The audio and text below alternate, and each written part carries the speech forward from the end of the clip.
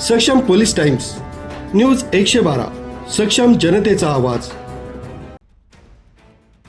नाशिक शहरात पेट्रोल आणि डिझेलचा पुरेसा साठा उपलब्ध असून आता नागरिकांची गर्दी ओसरली आहे। नागरिकांनी सोशल मीडियावरील कोणत्याही अफवांवर विश्वास ठेवू नये असं आवाहन प्रशासनाने केलं आहे। सोशल मीडियावरून पेट्रोल डिझेल संपणार असल्याच्या चुकीच्या अफवा पसरवल्या जात असल्यानं मध्यंतरी नाशिकमधील पेट्रोल पंपांवर नागरिकांची प्रचंड गर्दी उसळली होती।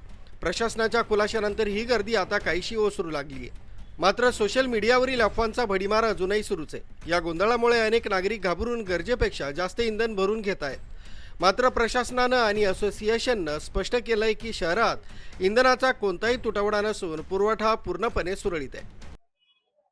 नमस्कार, माझं नाव Ravi Jain. Home service station BPCLचा आउटलेट आहे त्र्यंबक नाक्याला।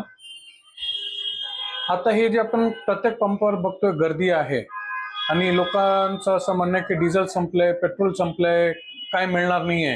हे कृपया करून तुम्हाला सगळ्यांना हात जोडून विनंती आहे, या अफवांवर लक्ष देऊ नका। भरपूर साठा आहे, सगळं आहे।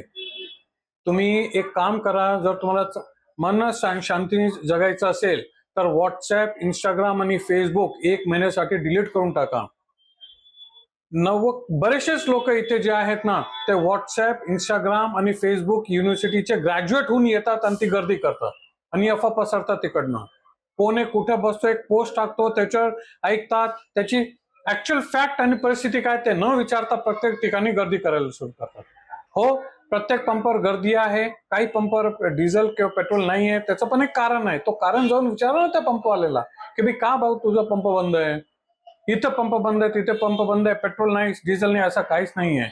देशाकडे भरपूर माल आहे। OMC कडे हे जे आहेत BPCL, HPCL, IOC यांच्याकडे भरपूर साठा आहे। तर कृपया करून कुठल्याही पंपावर जाऊन गर्दी करू नका। तुमचे 2-2 तास, 3-3 तास घालू नका। तुम्हाला रोजचं जेवढं पेट्रोल लागतं फक्त तेवढंच घ्या, एक्स्ट्रा घेऊ नका। आता मला एक सांगा, तुम्हाला 1 महिन्याचं घरचं राशन तुम्ही 15 दिवसात संपून टाकलं तर काय होणार? तीच परिस्थिती सध्या अशी चालू आहे।